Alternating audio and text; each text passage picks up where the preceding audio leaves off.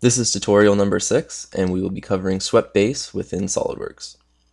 To start off, let's open up a part file, click File, click New, click Part, click OK. Now to create a swept base, what we need to do is create a sketch, and we have to create a line that the sketch will follow to be extruded.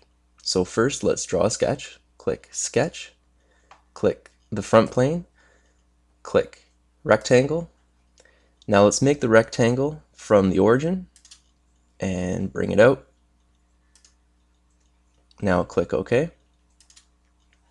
Now let's click Sketch again. Now for the plane that we have to pick to make the profile, click the isometric view. We created our rectangle on the front plane.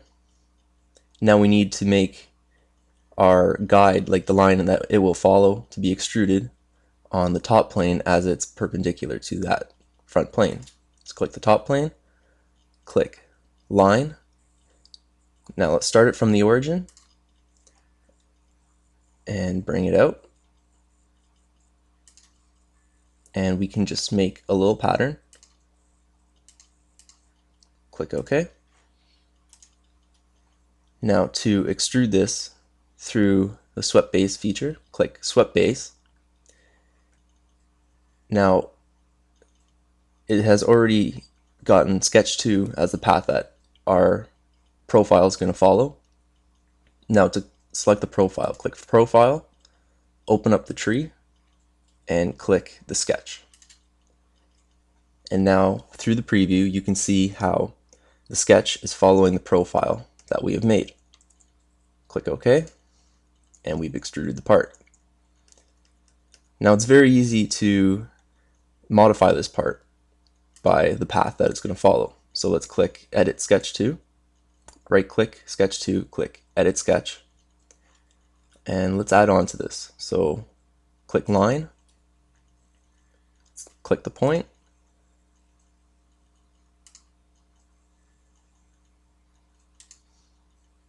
zoom out a bit, click OK, and it rebuilds and it continues to follow that path. Now let's try doing this with a circle. Now let's click File, click New, click Part, click OK. Now let's sketch a circle on the front plane, get the front view, click Circle, and let's start the circle out to the left and bring it into the origin. Click the origin, click Circle, OK. Now let's draw the profile line which it's going to follow. So click Line, select the top plane, let's get the top view. Now it's very important to know with the sketch that we're going to be extruding out with, the profile line has to touch somewhere on its outside. So as we made it touch the origin, we're going to make our profile line that it's going to follow right on the origin, and it's going to be touching the edge. So we can bring it out, bring it across. If we tried to do this, let's right click End Chain.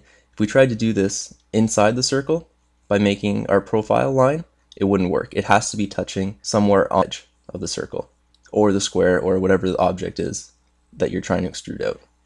Click OK, click Feature, click Swept Base. Now again, it's already got our profile line for the body that we're going to use.